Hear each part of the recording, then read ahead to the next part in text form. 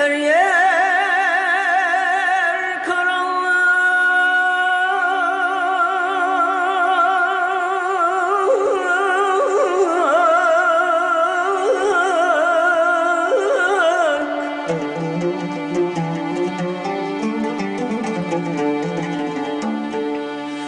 Hür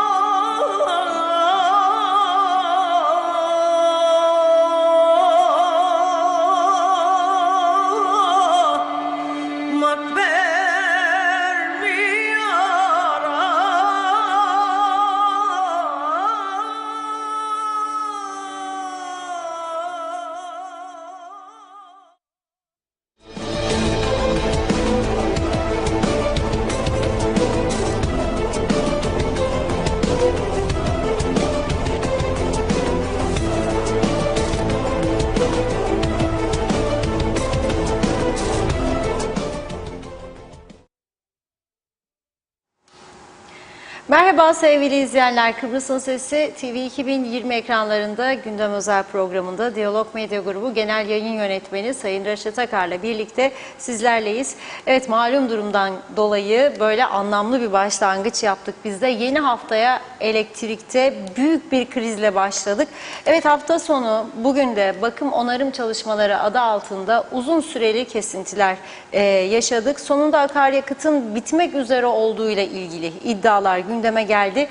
Nasıl oldu bu hale geldik? Uzman görüşleriyle teyit edilmiş bilgileri sizlerle paylaşacağız. Şu anki mevcut durum nasıl idare ediliyor? Bugünkü ağırlıklı konumuz bu. Ayrıca önemli isimler bu kesintileri nasıl yorumladı? Farklı sektörlerden gelen tepkilere de program içerisinde yer vereceğiz. Son olarak da tabii vakit durumuna göre biz de bunlar yaşanırken Güney Kıbrıs'tan da gelen haberler var. Baf, Larnaca havalimanlarında rekor yolcu karşılandı. Detaylarıyla sizlerle paylaşacağız. Tabii sizlerin de yorumlarını, sorularını bekliyoruz. Evet, Reşat Bey merhaba.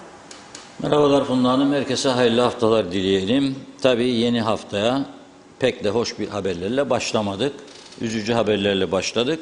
Her şeyin başı elektrik. Elektrik olmazsa hayatımız normal olmaz. Tabii ki bütün düzen elektriğe bağlı olarak kurulmuş.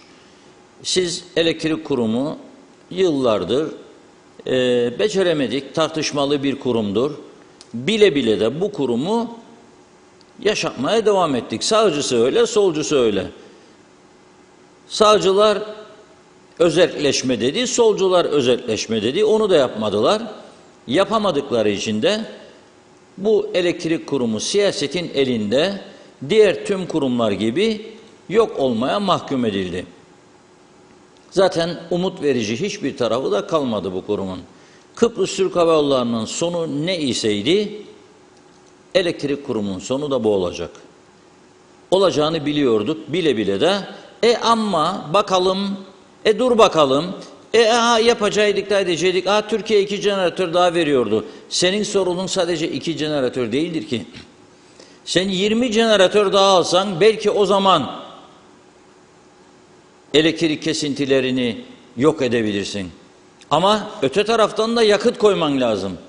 Sen bu kurumu o kadar bir borca soktun ki yakıt alacak paran yok senin. İstediğin zamanlarda istediğin gibi zam yapıyorsun. Buna rağmen yakıt alacak para bulamıyorsun.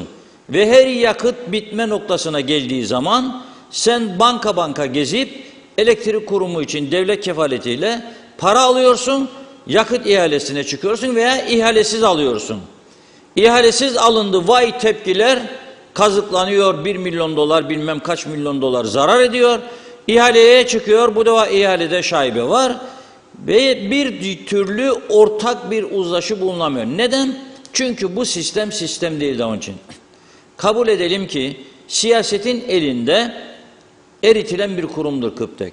Yahu işte özelleştirme olursa peşkeştir de gitti de milli kurum falan filan, bağıra çağıra, korku vere vere hiç kimse özelleşmeye gitmedi bu kurumun. Başından bu kurum özelleşmeye gitseydi bunları hiç yaşamayacaktık. Ama Ercan'da da gittiler de bilmem ne oldu. Yahu gitti Ercan'a, ne oldu? Uçaklar durmadı. Devam ediyor. Bazı sorunlar olsa da o senin elindedir.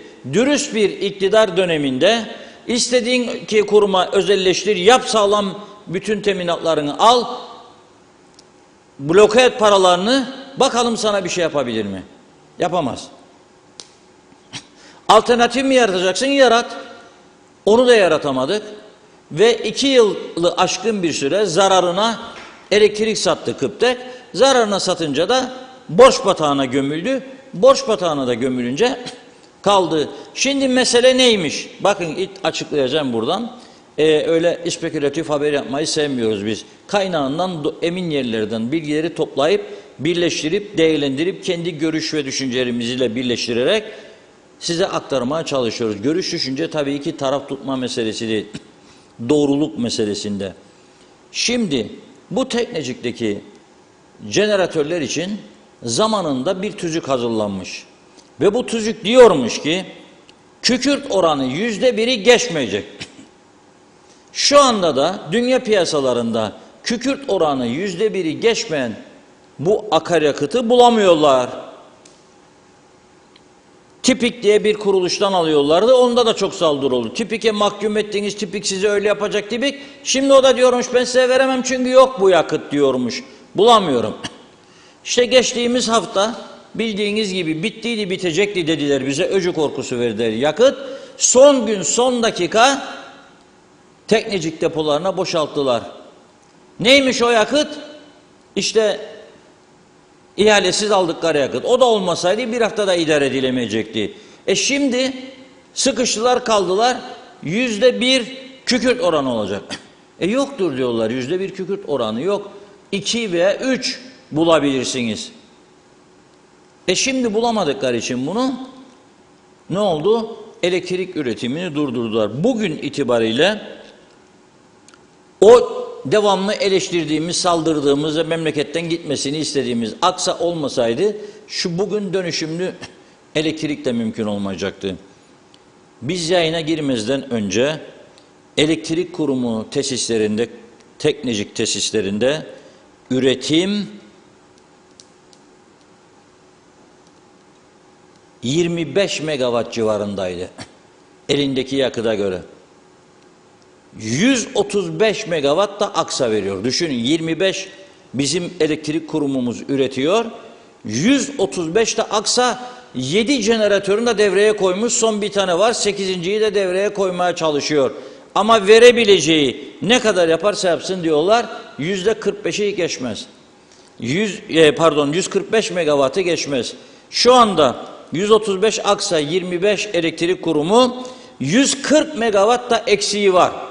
Bu 140 megawattı bir yerden bulup devreye koymadığı sürece elektrik kurumu ne saat gelecek elektrikler diye hayıflanmanın bir manası yok. Çünkü gelmeyecek veya kesintili gelecek. 2 saat kesecek, 2 saat sonra bakın sabah ne dediler?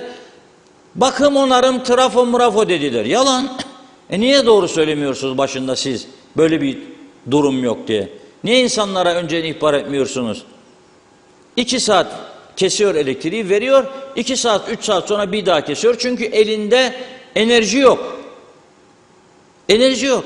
Nitekim elektrik kurumunun genel müdür vekili mevcut santrallerde diyor Kamil Direl Bey fuel öğü sıkıntısı yaşanıyor. Bu ilk açıklaması. Ara ara elektrik kesintileri yapıyoruz diyor. Günlük ortalama 1000 ton yakıt ihtiyacı vardır diyor ve mevcut santrallerimizde fuel oil sıkıntısı yaşanıyor. 5-10 gün arasında diyor bakın Bu da çok çelişki. 5 mi 10 mu? 5 ile 10 arasında çok korkunç bir zaman farkı var. 5 gün nedir 10 gün nedir? 5 ile 10 gün arasında diyor yakıtın diyor Teknecik santralında olması bekleniyor. Bakanlar Kurulu kararıyla temin edilecek yakıtın 5-10 gün içinde gelmesi bekleniyor diyor. Gelecek yakıt diyor 15-20 gün bize yetecek diyor. O da çelişkili. 15 mi 20 mi? Demek ki planlı programlı hiçbir şey yok. Hiç ama. Hiç. Allah'a emanet bir ülkede yaşıyoruz. Eşit egemen olması zaten en önemlisi odur. Böyle o plan programa ihtiyaç yok. Yani bu şekilde kesse de verse de mecburuz değil mi yani? Devam edecek. Kıbrıs'ımızı da çok seviyoruz. Nereye gideceğiz bu yaştan sonra mesela? Oturduğumuz yerde Allah ne kısmet verirse yani 1963 öncesinde 60 öncesinde 63-74 arasında yok muydu sıkıntılar? Vardı değil mi? Hep bunu söylüyoruz. Kolay gelmedik bugünlere diyor. Nereye işkenceler çekerek geldik? Geldik de dünyanın en büyük zenginliğine kavuştuk da buna rağmen mamur edemedik. Çünkü çirkin bir siyasete kurban ettik ülkeyi. Ama biz de vatandaşlar olarak bu çirkin siyaseti yaratan, yaşatan ve yüceltenleriz. Kime vereceğim? Doktorcuğum kalpçiğime baktı, gidip vereceğim. Dişçiğimi onardı, vereceğim. Ne bileyim işte işçiğimi yaptı, benim çocuğa iş sözü verdi. Hadi çocuğumuz işlesin. Alsın parayı gelsin, ne yapacaksın ya? Buzlukta etleri eridi, mangala da koyaman, koktu. Ne yapacaksın? Karanlıkta oturaman da, televizyon da yok. Hiçbir şey yok. Verin oyları, devam edin. İşte yarattığımız düzen bu. Ne yapacaktık, vermeyecektik? Zorlayacaktınız. Çekin elinizi, pis siyasetinizi ekonomik kuruluşların üstünden. Öcü korkusu vere sizlere de bir de ekipler buluyorsunuz sosyal medyada, patlatıyorsunuz. Peşkeş çekiliyor memleketimiz. Buyurun yönetin dediler size. Havayolu'nu da öyle dediydiniz. Şu anda dünyanın en önde gelen havayollarından biri, Türk Hava Yolları'nın genel müdürü buraya genel müdür tayin edilmişti. Ekşi Bey. Ne oldu? Kaçırttık. Neden? Çünkü istediklerimizi yapmadı. Adam dedi ben bu parayı ödeyemem dedi 15 maaş, 16 maaş personele. Ödeyeceksin dediler. Ödeyeceksin dediler. Uçakları kaldırmadılar, indirmediler.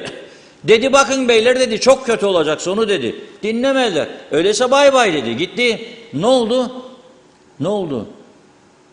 500 milyon doların üzerinde batakla gitti Kıbrıs Türk Hava Yolları. Kimin paralarıdır bunlar ya beyler bayanlar zannedersiniz? Bizim paralar. Devletin bir bankasından verildi.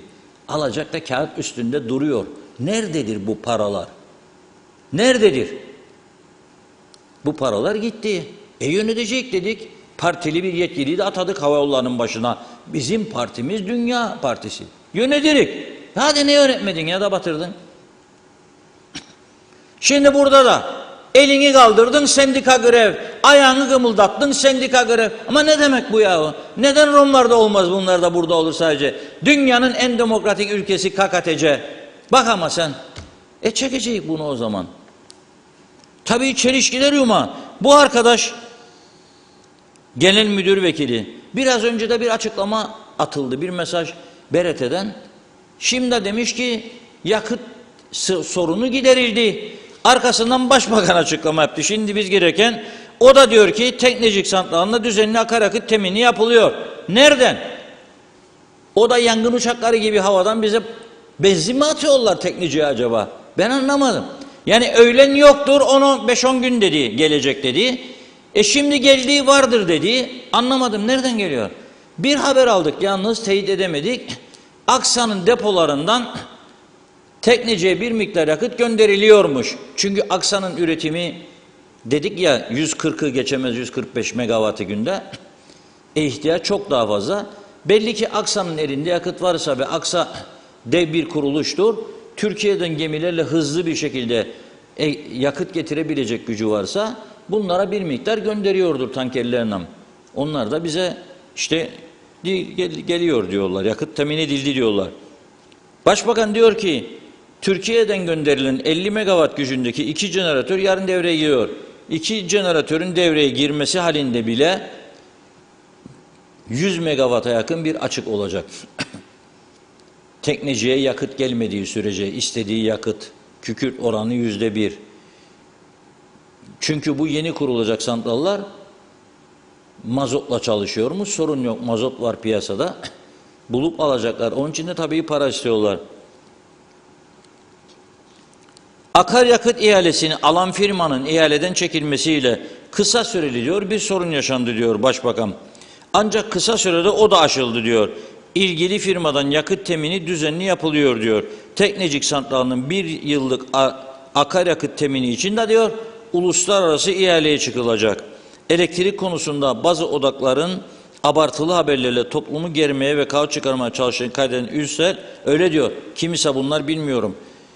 Abartılı haberleri toplumu germeye çalışıyor ama ben vatandaşları biliyorum. Fotoğraflar gelecek biraz sonra. Diyalize bağlı çıkıp geziyorlar yollarda buldukları ilk yere giriyorlar. Kafeterya buluyor giriyor, kahvehane buluyor giriyor. Sırf elektriğe bağlasın cihazını diye. Öyle insanlar var. Gelecek şimdi arkadaşlar getirecekler ekrana.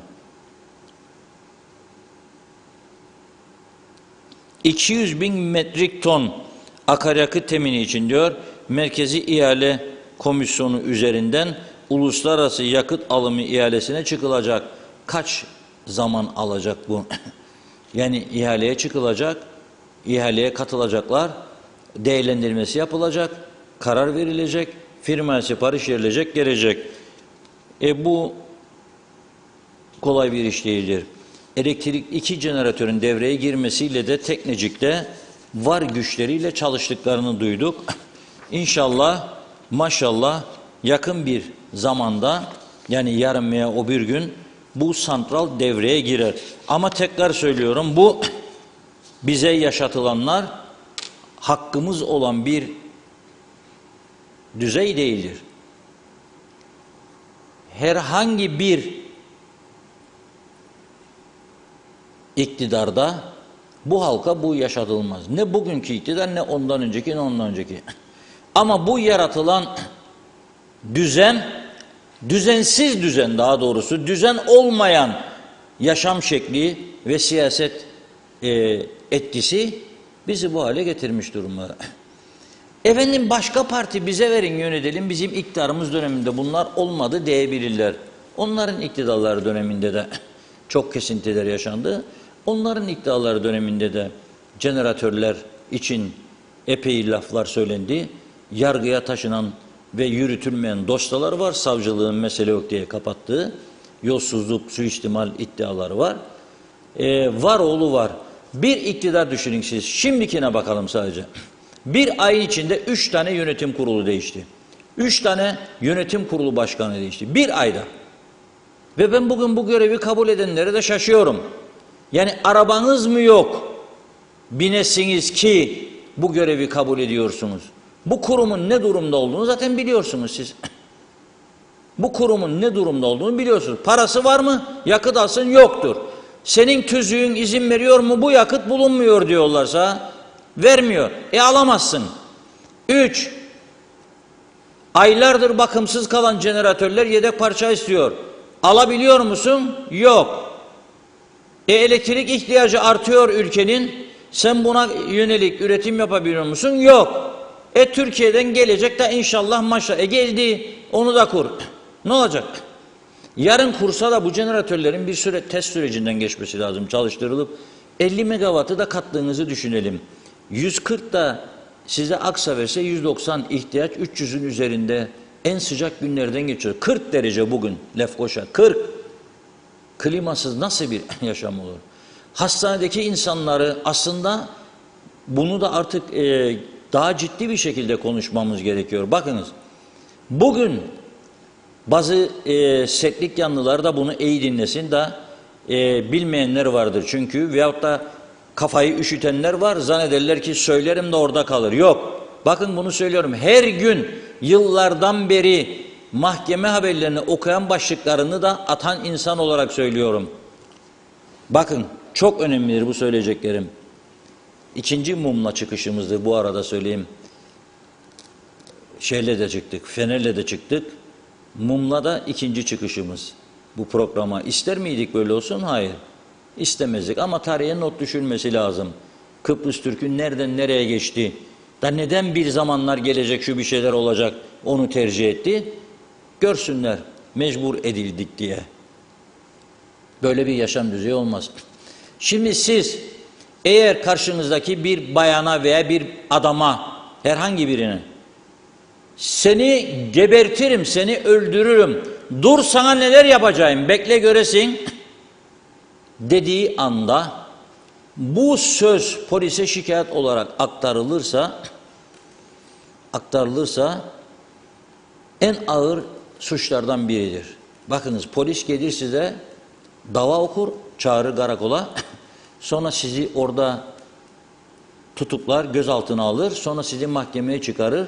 Mahkeme en az 2-3 gün tutukluluk emri verir. Sonra sizi kefaletle serbest bıraksa da ağır cezaya havale eder.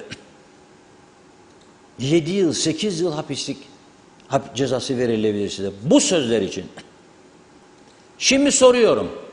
Hastanede yatan insanlar, 40 derece sıcak, hastanelerin, binaların içi belki de daha fazla. Orada yatan yaşlılar var. Sen onu klimasız bir ortamda yaşatıyorsan, o orada bunalım içine girmişse ve ölüm tehlikesi yaratılmışsa, kimi ben yargıya çıkaracağım? Diyaliz cihazına bağlanması gereken adam elektrik kesildi diye evinde hayatını kaybederse bu bir ölümdür. O biraz önce bahsettiğim tehditten daha ağır bir ceza olması lazım. Kimi ben kime şikayet edeceğim gidip de? Kimi? Şimdi böyle bir yasa olmadığı için veya var da biz bilmiyoruz ama yoktur. Olsa yaparlardı bugüne kadar düşünün. Bu elektrik kurumunu bu hale getirenlerden hesap kitap sorulamıyor. Bunlar yargıya taşınamıyor. Sadece bir olay vardır. Şoförüne fazla mesai yazdığı için bir eski genel müdür tutukludur şu anda cezaevinde ve tutuklu yargılanacak. Ama sen benim 2'de 1'de ne demek yakıt yoktur ya? Bu ne demektir? Para alıyor musun benden? Alıyorsun. Ne demektir o zaman yakıt bitmiştir? Ne demek? O zaman ben kime hesap soracağım? Bir kişi, hükümet değişti. 59 günde bir bakan, 6 günde başka bakan, sonra şimdi başka bakan. 2 ayın içinde 3 tane bakan değişti. Elektriğe bakan. O elektriğe bakanın ne kadar elektrikten anladığı, ne kadar ekonomi bilgisi olduğu, ne kadar yöneticilik yeteneği olduğu bilinmiyor. O bakan da yönetim kurulunu atadığı için KıPTEK'in başkanını, üyelerini ve genel müdürünü, o yönetim kurulu ve başkanı o bakana bakmak zorundadır. O bakan demek ki kurumun tüm yönetiminden sorumludur. Bu yönetime atananların ise ana görevi nedir? Ana görevi rapor hazırlayıp gönderiyor. Diyor ki yakıt bitiyor, bu kadar yakıt kaldı. Kalsın bakalım diyor o da bakan. Bakanlar buna götürüyor. Hatta bakanlar diyor ki bakın bakalım çaresine. Baktık işte TİPEK'le konuştuk, bilmem neyle konuştuk, bilmem ne yaptık. İhaleye çıkacaktık da çıkamadık falan. Ama kurum yönetimi bu arada kendi işini çevirmeye çalışıyor orada. Kurumun geleceği konusunda plan program hazırlayamıyor. Çünkü onu oraya getirenler buna izin vermiyor. Diyor ki biz sendikayla problem istemeyiz ha. KıPTEK bizimdir, peşkeş çekilemez. Özelleştirmeyi konuşmayın bile ha. Bir elden ben 3 gün bakan olacağım ya bakmayan olacağım. Beni zora koymayın. Herkes gibi biz de anlaşacağız. Bir yere kadar gideceydi bu ama arkadaşlar. Lastiği patlak otomobilinden bir süre gidebilirsin. 3 kilometre, 5 kilometre. Sonunda durur, stop eder araba. Budur. Bu elektrik kurum. Ne kadar çabalasanız Sayın Ünal Üster, ne kadar iyi niyetli olursan ol. Bu kurum bitmiştir ya. Ölüm fermanını siyasetçiler hazırladı bu kurumun. 83'ten bu yana bu kurum siyasetin elinde rezil edildi.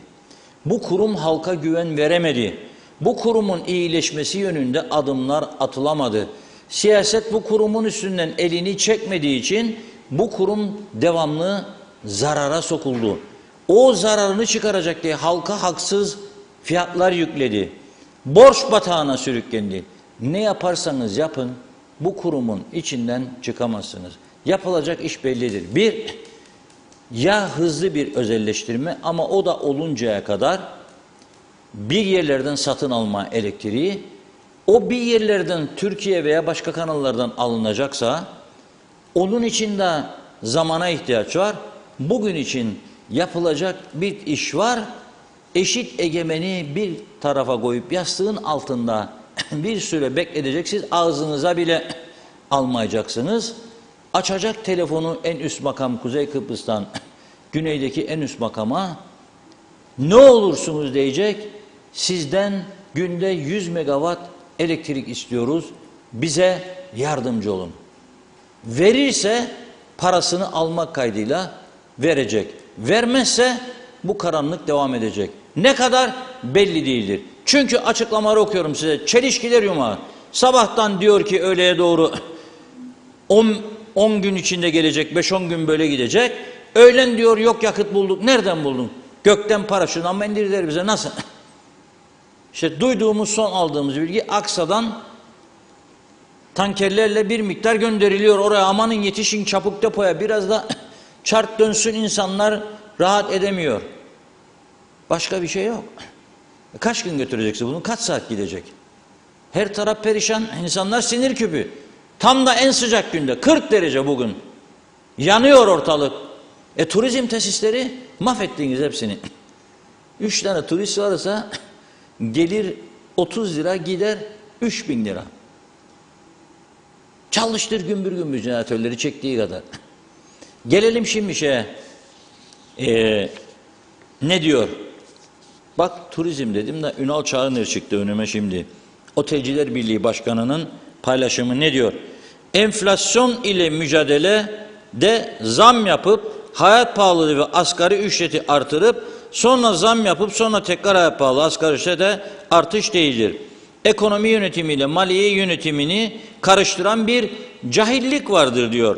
Elektrik konusu ise tam bir senaryo. Bilerek kaos çıkartılıyor. Mutlaka bir amacı var. Ama o amaçladıkları nedir bilmiyorum. Ama bir bildiğim varsa istedikleri olmayacak. Burada diyor bir kaosa sürüklenme meselesi var. Bilmiyorum. Tabii bu noktada dikkatler Elektrik Kurumu'ndan sorumlu Maliye Bakanı'na yöneliyor. Bir iddia var, Maliye Bakanı adada bile değil. Nerededir bilen yok. Kabineden bir üyeye ben de sordum bugün girmezden önce. 2 gündür arıyorum kendisini, telefonlarıma cevap alamıyorum. Demek ki, daha doğrusu telefonu kapalı veriyor diyor. Demek ki yurt işi değildir. Yurt dışında bir yerdedir, telefonla çekmiyordur veya kapatmıştır. Telefonla çekmiyor veya kapatmıştır. Bakın, birkaç tane güzel şey buldum sosyal medyadan, okumak istiyorum. Eski Lefkoşa Devlet Hastanesi'nin baş doktoru Bülent Dizdarlı babasıyla arasındaki diyaloğu aktarıyor bugün.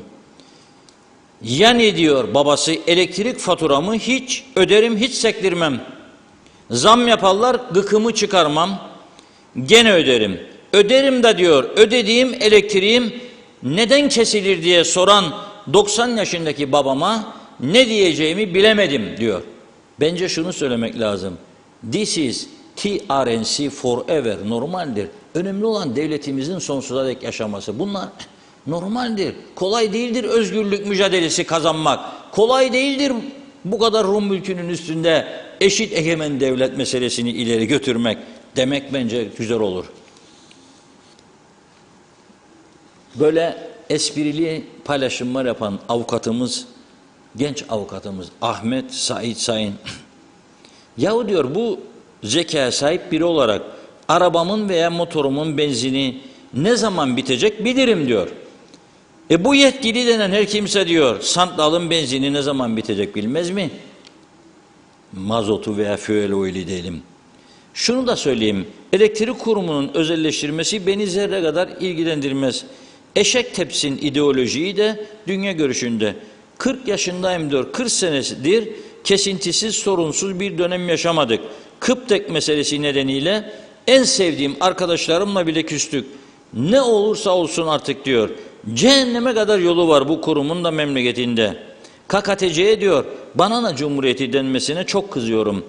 KKTC diyor bir Mulihya Cumhuriyeti. Mulihya veya Molihya da denebilir. Molihya çok değerli bir bitkimiz olduğu için yayın yasaklarına girmez diye söyledim. Rumlu arkadaşlar var, gazeteci benim bildiğim. O AB üyesi Kıbrıs Cumhuriyeti'ne de Republic of Banana diye çok yazı yazdıklarını da bilirim.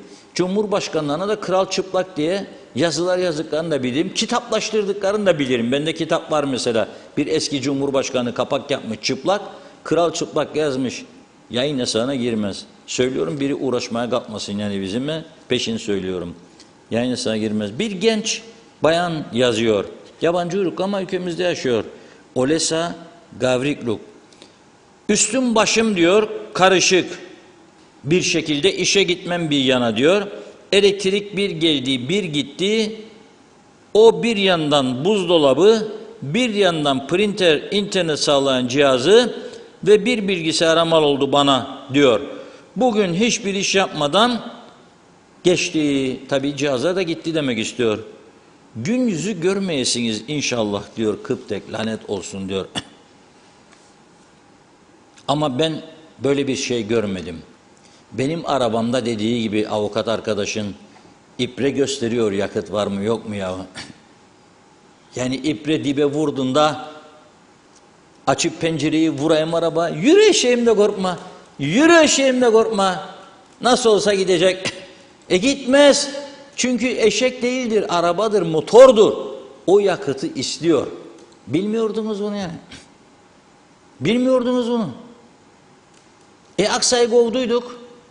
Hani Aksa'yı istemezdik?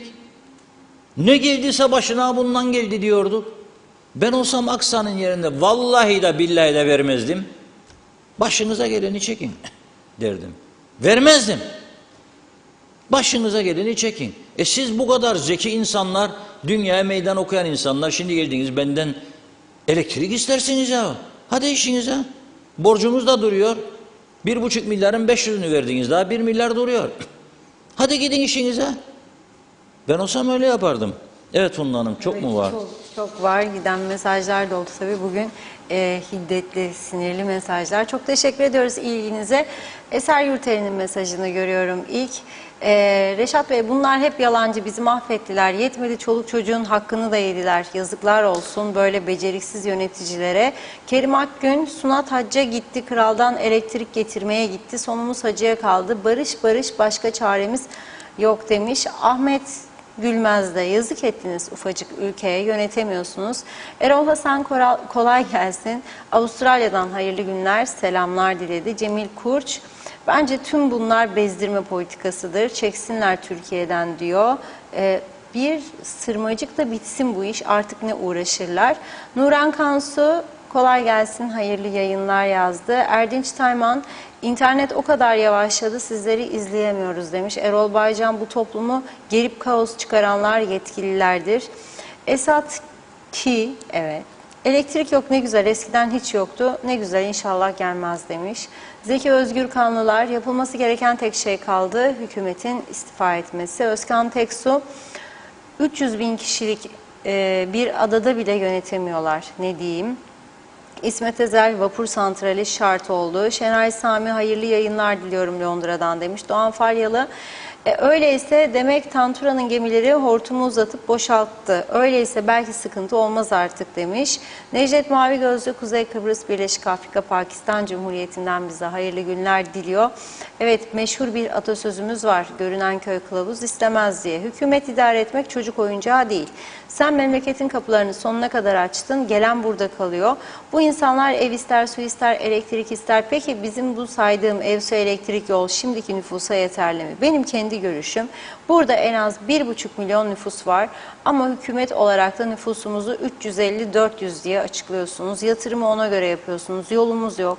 Yollara araba çokluğundan çıkmaya korkar olduk. Onun için bu nüfusa bir teknecik değil, en az 2-3 teknecik daha yetmez. Buradaki nüfusu azaltmaktan başka çare yok. Mustafa Gürsoy, bence bir araştırma yapılmalı. Elektrik zamları ve kesintileri yüzünden evlerinde gerekli yeterli bakımı alamayan kronik hastalar ve yaşlılardan kaç tanesi hayatını kaybetmiştir? Sorumlusu kimdir dedi. Nazime Nalbant, iyi yayınlar. İnanın içim o kadar yandı. O müzikle karanlıkta açtığınız programı. Gözyaşımla izlerim, ne hallere düştü Kıbrıs. Kıbrıs halkı bu kadar sıkıntı içinde bırakanlar, şimdi o kişiler nerededir? Çıkıp doğru dürüst bir açıklama bile konuşmuyorlar diyor. Dediler ki 2 jeneratör geldi bu küçücük adamıza, nereye yetecektir? İnsanlar çok, evler, dükkanlar var, yetmez. Bunu bilmezler mi?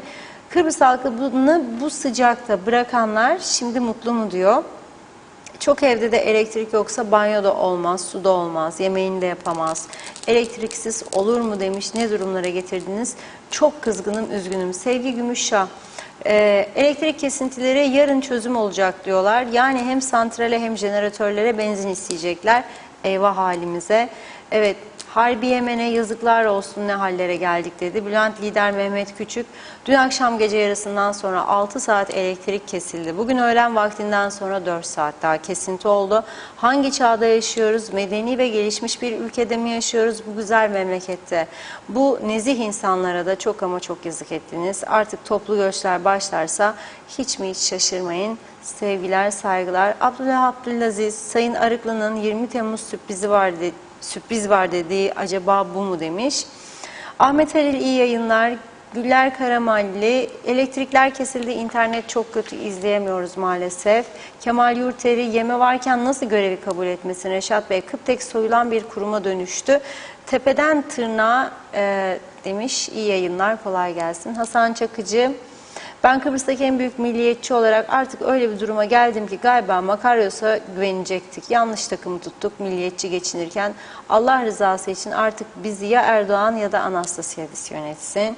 Nilüfer Canova, biz bu eşit egemen devleti en iyisi İngiliz'e satalım yazdı. Evet, İsmet Ezel, kuruma parayı kim ödeyecek diyor. Engin Sedat Tözün, her dönem elektrik sorunu oldu ama bence bu bilinçli yapılan bir organizasyondur. Hükümetler, bakanlar onun için değiştirildi. Yes diyen devam, no diyen mahalleye demiş. İdris Türk, Türkiye Nevşehir'den yazıyor bize. Evet, Reşat Bey, Kuzey Kıbrıs'ta sizin kadar vatanını düşünen yok, sizin kadar çabalayan yok. Kuzey Kıbrıs halkı memnun bu durumlardan. Memnun olmasa sizin başbakan olmanız için elinden geleni yapar Kıbrıs halkı. Selam ve saygılarımı sunarım. Mehmet Şenler, kolay gelsin demiş. Yaşar Sadıker, bunların tek becerdikleri şey zam diyor. İmran Aytaç, şimdi saat 5 sizin programı görürken yine elektrikler gitti.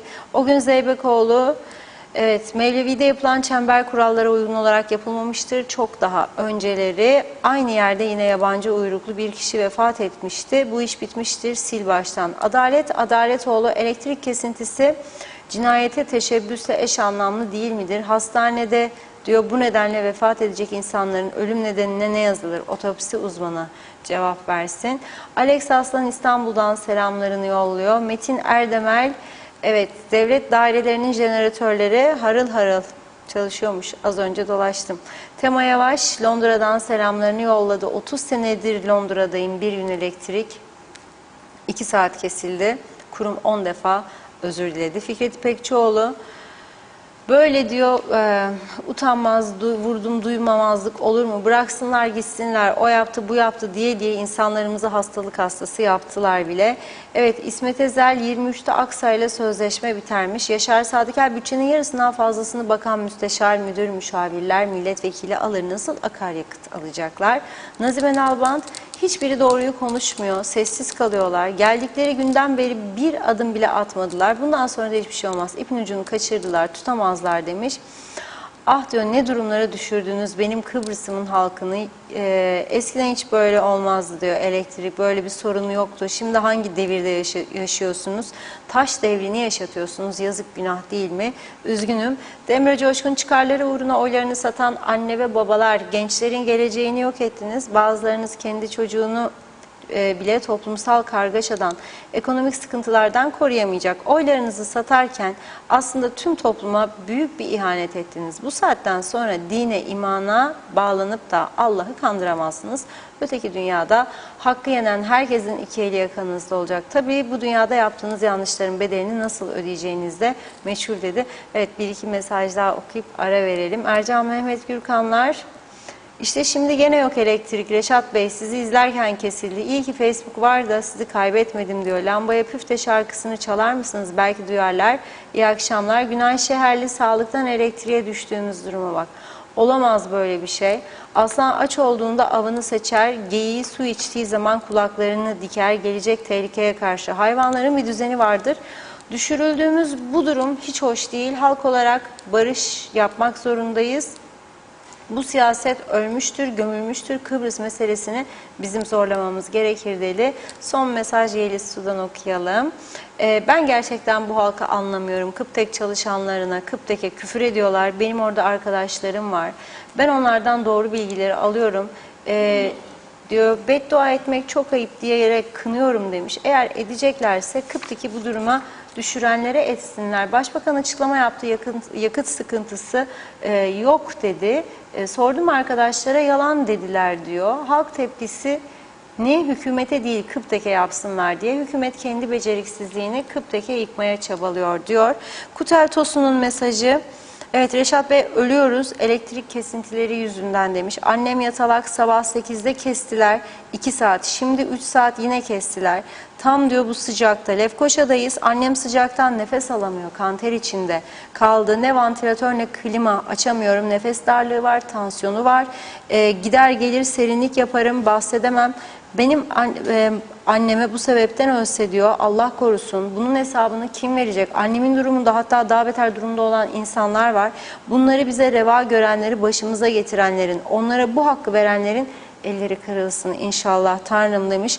Lütfen sizden çok rica ederim, bu mesajımı bugün programda adımı vererek okuyun. Kimseden korkum yok. Çok teşekkür ederim size. Allah'ım sizi bizden ayırmasınız, bir tanesiniz demiş. Evet, Kutel Tosun. Devam edeceğiz. Sözü Reşat Bey'e bırakıyorum. Buyurun. Evet. Çok mesaj var tabii ama içlerinden okuyabildiklerimizi okumaya çalışıyoruz. Herkeste bir öfke var. Herkeste bir tepki var. Ama bu kolay kolay gidecek gibi görünmüyor bana. Şimdi Kudret Özersay'da bir paylaşım yaptı. Kısa bir paylaşımdır diye. Onu aktarmak istiyorum çünkü burada önemli bir iddia var. Diyor ki yakıt bitti diyor. Motorin ile elektrik üretmeye başlıyorlarmış. Mevcut üretim maliyeti 14 sent diyor. Motorinle maliyet 33 sent. Yakıt sorunu çözüldü dedikleri herhalde bu olsa gerek diyor. Hem kurumu hem devleti iflasa sürüklüyorlar diyor. Şimdi yeni zamlı tarife 1 Temmuz'dan itibaren başladı ama 14 sent yerine 33'e 2 katından da fazla maliyetle sırf bu günleri geçiştiresin diye sen yakıt alıyorsan o zaman bunu açığı neyle kapatacaksın? Sende para yok devlette. Bize yükleyeceksin vatandaşa. Olmayan elektriğin parasını ben yani ara ara bana elektrik vererek nasıl benden bunu talep edeceksin? Sonra çok önemli bir şey var. Üretim durdu. Bakınız arkadaşlarımızı bugün iyi bir hazırlık yapmaya çalıştık. Hızlı bir şekilde. Değişik sektörlere gönderdik. Öğleyin Marketçiler Birliği Başkanı buradaydı. Özlem Hanım'ın konuydu. Diyor ki sabah diyor kesintiler başladığı andan itibaren bütün bakkallar beni aramaya başlar diyor. Ne olacak bu iş başkan? Ne olacak bu iş başkan? Hangi iş? Buzluklar eridi içindekiler. Ne yapacağım? İflas. İflas. Post cihazları çalışmaz. Kasa elektrikli çalışmaz. Buzluklar durdu. Çalışmaz. İçindekiler erimeye başladı. Dikkat ediniz 40 derece diyorum dışarıda. Lefkoşa'da sıcaklık bugün. Diğer bölgelerde de ona yakın. 36, 37, 38. Bu sıcakta can dayanmaz ya. Can dayanmaz. Sen adamlara saatlerce elektrik kesiyor. Eğer yakıt geçen hafta geldiğinde bizi hani dediğiniz geldiydi, geliyordu, vardı. Biliyordunuz biteceğini. Siz o zaman tedbirini alacaktınız. Ne tedbiri? Konuşacaktınız Güney'le veya size teklif vardır. Karadeniz Holding geleyim vereyim diyor. Çok daha düşük fiyatlarla. Ona da yüz vermediniz. Ama bugün bakın istifa çağrısı yapıyor. Hasan Özbaflı, eski Çalışma Bakanı. Diyor ki ya diyor bu elektrik işkencesine son verin ya da çekip gidin diyor. Sonra da Cumhurbaşkanı'na mesaj veriyor. Her tarafta elektrik kesintileri insanımızı diyor bunalıma soktu. 3 kuruşu cebe atacaksınız diye halkı diyor galeyana getirdiniz. Sağlık ocakları, hastaneler tam çalışamıyor. Evet, hastanelerden bugün çok üzücü haberler geliyor. Hastaneleri perişan durumda. Özel hastaneleri var. Jeneratörü olan var, olmayan var. Bazılarının jeneratörü sadece belirli şeyleri çalıştırmaya yeterlidir. Mesela nedir? Lambaları. Mesela onu çalıştırabiliyor. Bunun dışında bir şey yok. Yetmiyor. İş yerleri kapanıyor diyor. Az önce söyledim, bakkallar, biraz sonra diğer kesimlerin sözlü röportajları gelecek. Çözümü diyor olmasa bu işin diyor anlarız. Ama 2 yıldır diyor ülkemizi rahatlatacak formül size verildi. Gemiler hazır bekliyor. Daha ucuz, daha temiz ve istediğiniz miktarda elektrik vermeye hazırdır diyor. Ne ihale oyalamaları, ne yakıt getirme dolapları, ne de tamirat sorunları. Neden alıp diyor ülkemizi bu bataklıktan çıkarmıyorsunuz? Başka çözümünüz varsa diyor buyurun uygulayın. Yoksa ayağınıza gelmiş bu hizmeti tepmeyin. Önce kaosu sonlandıralım, sonra başka yöntemlere bakılır. Devlet eliyle yaratılan bu anarşiye halkımız cevap vermeye kalkarsa korkarım ki öfkenin şiddeti çok ağır olacak ve altından kalkamayacaksınız diyor. Dostça uyarımdır. Ve diyor ki Cumhurbaşkanı da anayasanın ilgili maddelerini hatırlatıyor ve şöyle diyor. Maalesef diyor bizzat hükümetimiz tarafından ülkemizde enerji sorunlarının çıkmaza sokulmasından dolayı büyük bir kaos anarşisi yaratılmıştır diyor. Kaos o kadar büyümüştür ki devletin varlığını ve halkın güvenliğini tehdit etmektedir. Cumhurbaşkanlığı yetkilerinizi kullanarak müdahale etmenizi ve devleti yıkılmaktan kurtarmanızı acilen beklemekteyiz. Bu görevden kaçınmanız halinde halkımızı daha büyük sorunlar beklediğinden istifa etmenizin en doğru hareket olacağını hatırlatmak istiyorum size diyor. Cumhurbaşkanını diyor ki yani ya müdahale et ya da istifaya hazır ol diyor kendisine. Çünkü halk buna çok şiddetli tepki gösterecek. Enteresan şeyler oluyor. Düşünün siz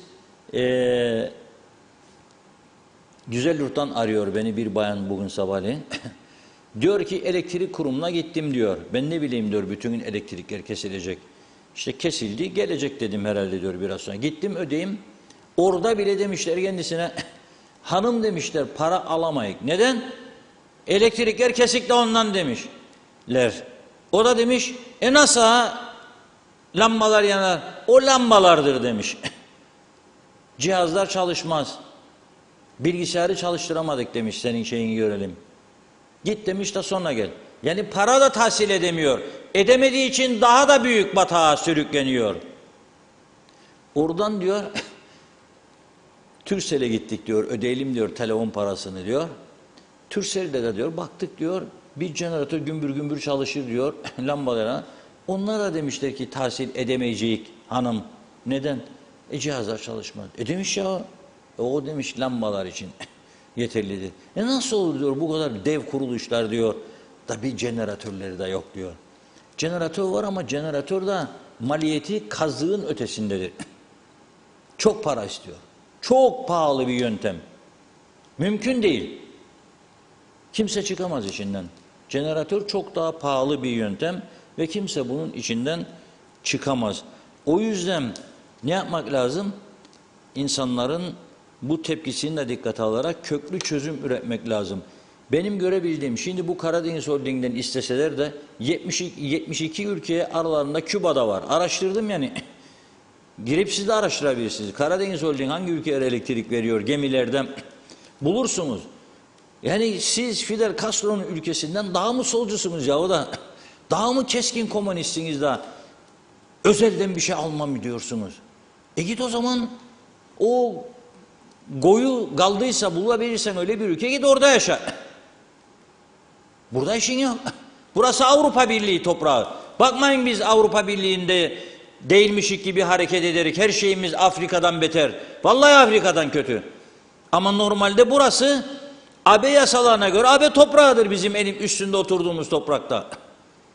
Yarın o bir gün nereye gidecek? Bu iş düşünüyorum da vallahi diyorum keşke ben geçmişte bu kadar uyarmasaydım. Bu dua edecekler bilirdi de yaptıydı bunu. Yok ben öngörüm sahibiyim onu kullanarak söyledim. Bazı gerçekler var kabul edeceksin. Şimdi iki kişiyik bir mal aldık. Sen gelip beni tehdit edersen o malı benim üstüme ya yapan da seni tık tık bu beni tık tık yapsan da çocuk var, aile var, ana var, baba var. Gelecekler onlar da seni tık tık yapacak. Yedirmezler sana benim olan yarayı. Biz aldık malları. Oldu bitti maşallah. Hala daha kapişeri düzeni gider. Oldu bitti. Hala daha kırsal kesim dağıdırmış. Senin değil yahu. Dur artık. Ağır olacak bedeli diyorum. Yok diyorlar. Tamam. Ama bize halka ödeyecekler. Yazık olacak ya. Gerçekten. Narenciyenin dalı üzerinde kaldı. Ama bahçeyi de bulamayacak gibi geliyor bana. İnşallah yanılırım. Şimdi önemli olan nasıl yangında mecbur kaldık da istedik Rum tarafından helikopter ve uçak o da gönderdi ve İsrail'e de telefon açtı dedi siz de gönderin dedi. Şimdi bu meselede de utanmayı atıp diyecek ki ey Nikos Efendi bize elektrik ver muhtacız. Parasını da ödeyelim. Bulup ödeyeceksiniz ama. Ödemezseniz zaten gene tehlike. Bu geçici formül. Ama bu arada bakın gemi diyor hazır. Kaç günde gelir bilmiyorum. Onun bizim şebekeye bağlantısı var. Şimdi 3 tane enterkonnekte sistem hazırdır diyor dediler bana. Elektrik kurumunu iyi bilen, verdiği bilgilere güvendiğim birisi bana dedi ki 3 tane enterkonnekte sistem hazırdır. Rum tarafı okey dediği anda biz elektrik gelir ve verilir şebekelere. Onun için acil çözüm bu. Verirse tabii. Şu an vermiyormuş. Şu an vermiyor çünkü iki teknik komitenin anlaşması geçici durumlarda sen bana ben sana. Ama ne kadar? 30-40 megawata kadar. Biz 60'a dayadık Rumları. O da dedi ki yaz geldi. Çarşıya kiraz geldi. Adamlara turist geliyor ya. Biraz sonra söyleyeceğim vakit kalırsa. Adamlara turist yağıyor. Biz burada neyle uğraşıyoruz? Gelen turistleri kaçırıyoruz. Bir arkadaş telefon etti. Dedi ki benim jeneratörüm dedi. Küçücük bir otelim var dedi. Jeneratörüm dedi. Yani eski püskü kurtarmaz zaten dedi. Çalıştırırım dedi. Sabah dedi uyandı dedi. Kesik elektrikler 3-4 saat. Turistler dedi. Yağ istediler benden dedi. Margarin sürecek ekmeğe. Yağ. Kerigold, merigold yok mu demiş sana mana. Tabii bilmezler isim onlar da. Tereyağı diyor. Eridi diyor. Nasıl götüreceğim? Eridi diyor. Yabancı uyruk olduğu için gelirken ülkeye tur operatörü ona sabah kahvaltısında ne yiyeceğinin listesini verir. Bakın bu şaka etmiyorum. Öyle rastgele yaşamaz yabancılar. Sabah kahvaltıda ne verecek yazıyor. Elinde kağıt oturuyor masa. Hani dedi diyor borek var borek. What is borek diyor. Getir borek diyor. Anan ettiyse borek vereceksin borek. Öyle der bizim baflara. Anan etti mi borek der. Etidir o da. Getireceksin böreği. Tereyağı istesinden vardır listede. Götürdüm kızarmış ekmeği. What is this? This is gabira. Getir yağı da dedi. Yoktur ya. Neden? Buzluklar nasıl anlayacaksın iyice? Senin elektriğin olsa nasıl turizm yapın be sen ama bu ülkede değil sana adam. Ne turizmi be der. Hadi be işinize der. Maskaralık der. Neyse durun bakalım. Elektriksiz kalan esnaf, mesnaf, sanayici, manayici ne diyor? Onları izleyelim birlikte. elektrik kesintileri yaşanıyor. Nasıl değerlendiriyorsunuz? Vallahi bu yani şu cennet olması gereken bir yer ama cehennemi yaşıyoruz. Yani ben de anlamıyorum. İşte mobil şey geldi diyor. Bilmem Kıptek böyle diyor, öyle diyor. Sonuçta herkes elektrik parasını ödeyecek yani ödüyor. Ama sonuçta hizmet sıfır. Adam gitti oraya. Ta Karmi'nin oradan git gel mazot 300-400 lira yandı. Bir daha gidecek. Yok nasıl olacak? Yani lafa geldim herkes orada güzel konuşuyor ama icraat yok. Zaten bir geldi 1200 lira dediler işte düzenleme falan 520 lira falan geldi. Şimdi bu ay bakacağız ne gelecek. Nasıl oluyor yani ben bunu anlamıyorum. Vallahi anlamıyorum. Tente yapmam gerekiyor, dikiş yapmam gerekiyor. Bak kaynak yapmam gerekiyor. Yapamıyorum al. Çek abi bak. Al kaynak yapacağım. Makine orada duruyor, kompresör duruyor. Yok yapamıyorum. Onlar orada klimanın altında herkes maaşını alıyor, rahatına bakıyor. Ben bu zamlardan önce oturup bir baktım yani az çok elektrik giderlerimizin ne olduğuna.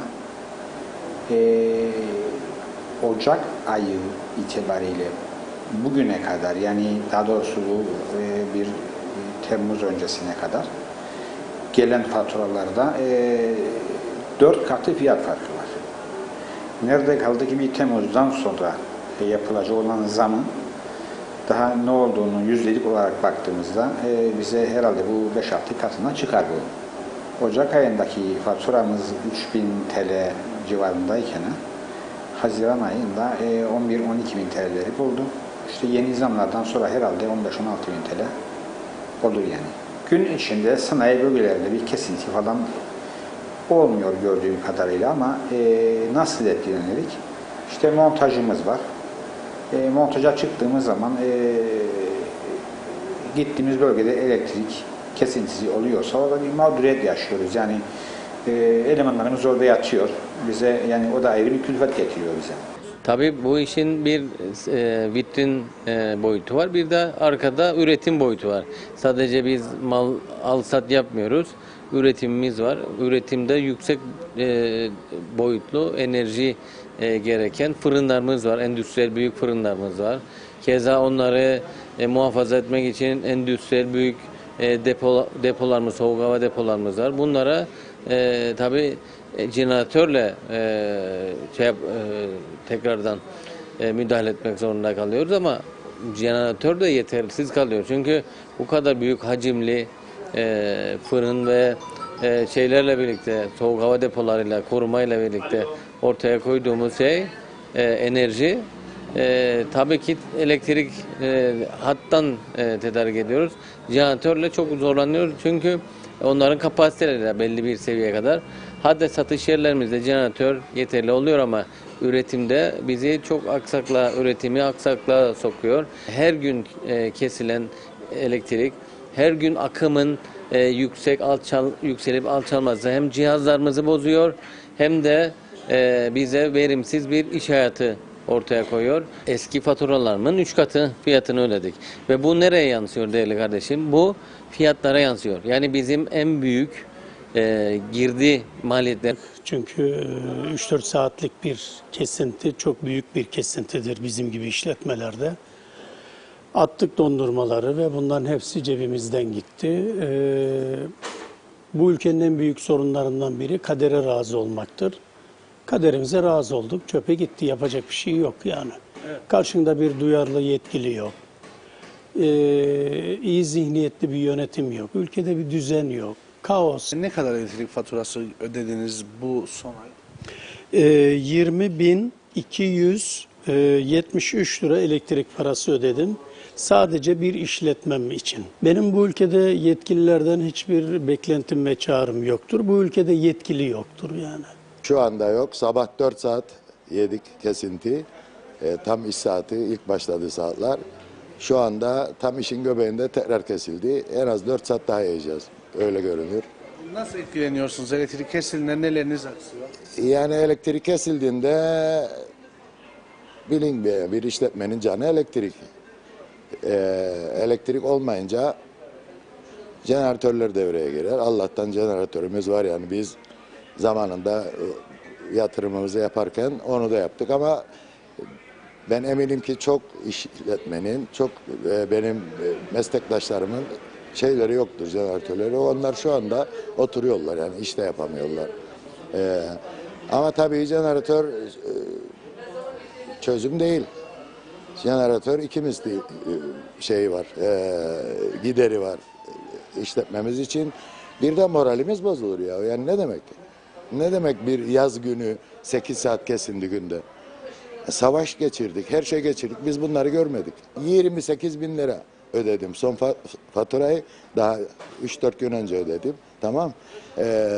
Zannedersem 30'a yakında yenileri geldi. Onları inceleyeceğim. Ki bu rakamlar 8-9 bin TL'ydi. 2 ay önce, 3 ay önce 8-9 bin TL'ydi. Dedik tamam madem bu ödüyoruz. Demek ki artık şey yapmayacağız. Yani mağdur olmayacağız. Ama ne yazık ki 2 defa mağdur olduk.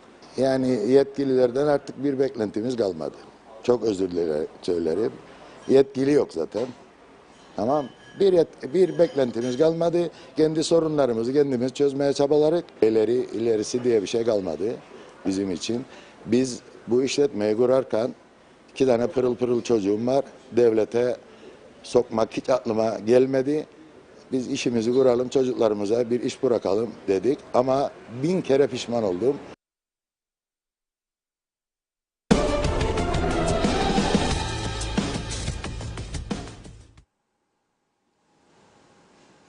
Evet, izledik işte arkadaşlar aceleyle ulaşabildik yerlere ulaştılar. Esas ulaşmamız gereken yerler sanayiciler, fabrikada ne yapıyor?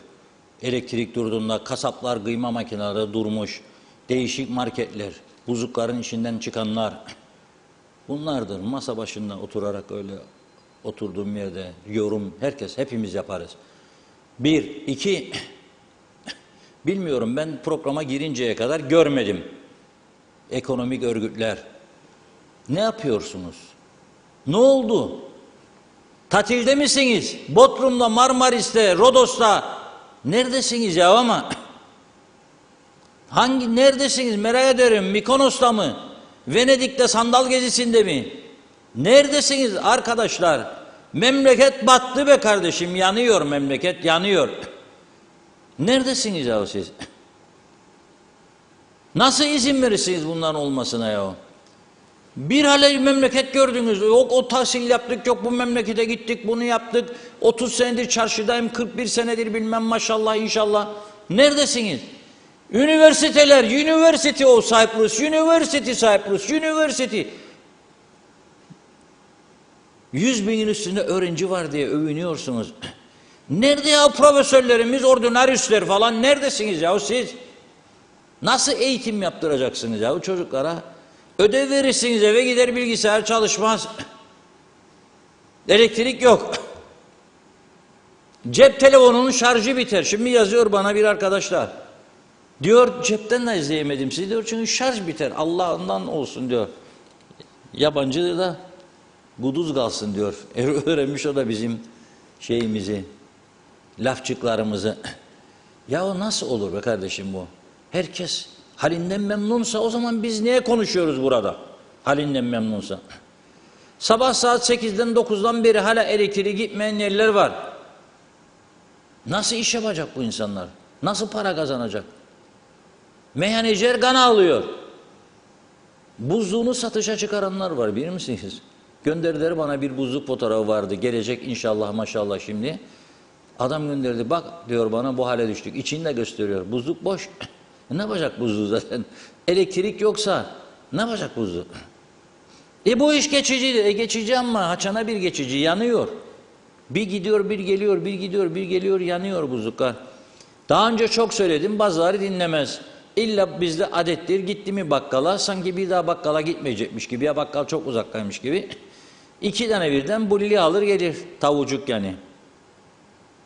Koydum birini buzluğa da başka gün sabah indiririk açılınca yemecik yaparık kaynat suyuna makarına ya koy fırına patatesinden.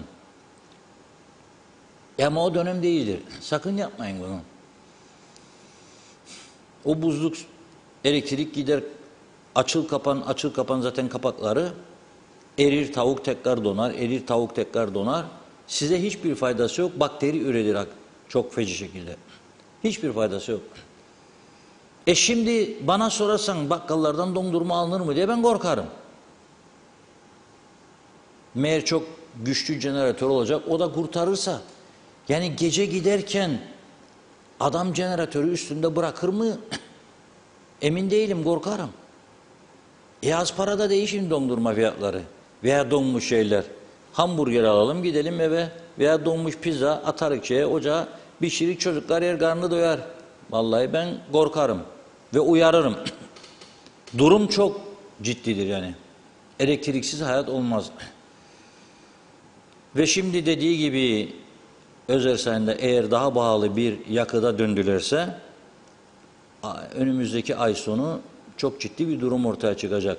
Bayram arifesinde hiç de güzel olmadı bu işler ya. Bu yakıt geldiğinde siz bunun bir haftada biteceğini biliyor muydunuz, bilmiyor muydunuz? Biliyorsaydınız tedbirini niye almadınız? Niye bir an önce, zaten ihalesiz alıyorsunuz son zamanlarda, niye bir an önce bağlantıya çıkma? Ya niye bir eski yöneticinin bana söylediği bir tüzüğünüzü değiştirmediniz? Bu bahsettiğim yakıt kalitesi, kükürtle ilgili uyarı var burada. Neyse, yani durum oldukça ciddi bir noktadadır. Elektrik bir zorunluluktur. Hayatımızın bir parçasıdır. Elektrik olmazsa olmaz. Bizim bu yayınlarımız da olmaz. Şu anda bizde çok şükür var. Aman nazara gelmeyelim. Ama gittiği zaman jeneratör demek maliyetlerin 2 kat artması demek. Nereden çıkaracağız bunu? Kim verecek bize? Mümkün değil. Ha, Güney'i söyledim tabii. Ama unutmayalım, Güney'in de fiyatlar bizim üstümüzdeymiş. Rumlarda da büyük tepkiler var. Devamlı zam. Ama şimdi bunu söylediğimizde ne derler? Ama derler. Ne ama? Onların maaşlar euro. Tamam, bizim değil.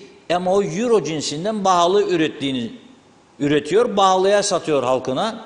Bize herhalde aldık oturuyor malların üstüne diye daha ucuza verecek değiller, bir daha ödüllendirsinler bizi. Neyse ona verdiği fiyat bize de o fiyat verecek. O fiyat da bizim şimdiki fiyatların bayağı üstünde olacak. Bayağı üstünde olunca da bu açığı kim kapatacak? Çok önemli bir noktadır. Buyurun Funda Hanım. Evet, mesajlara geçelim. Evet, Adalet oğlunun mesajında kaldım galiba. Elektrik kesintisi nedeniyle halkın ve santralin jeneratörlere harcadığı yakıt arasındaki fark nedir diye sordu. Erkan Erçık'a Kuzey Kıbrıs Tumba gitmiştir, Titanik'in yanı. Manolya Hasan Şahin, kolay gelsin dostlar, yazık bunlara, bir elektriği idare edemiyorlar. Bu kadar zam ayıp artık.